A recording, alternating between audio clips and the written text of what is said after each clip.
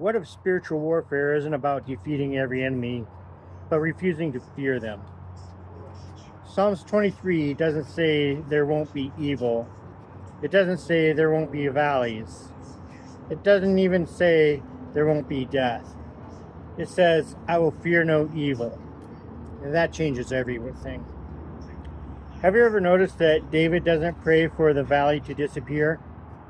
He says, even though I walk through the valley of the shadow of death, I will fear no evil, for you are with me. Psalms 23:4. The valley is real. The shadow is real. The possibility of death is real. But fear doesn't get the final word. David isn't denying that evil exists. He's refusing to give evil authority over his heart. That's the difference. So many people think that spiritual warfare is about finding the right prayer or the right formula to keep anything bad from happening. But David's victory comes before the outcome.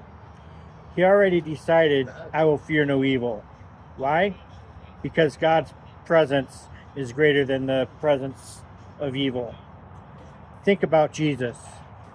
He repeatedly tells his disciples, do not be afraid. Not because life won't become easy. Not because life would become easy, but because fear itself can become a prison. Fear clouds judgment.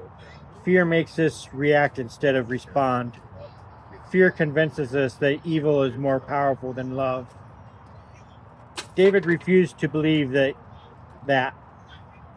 And here's something worth considering. He doesn't say, I will fear no evil directed at me. He simply says, I will fear no evil. Whether evil comes against him or against those he loves, or whether he walks through the darkest valley imaginable, his trust remains in God. That doesn't mean he won't grieve.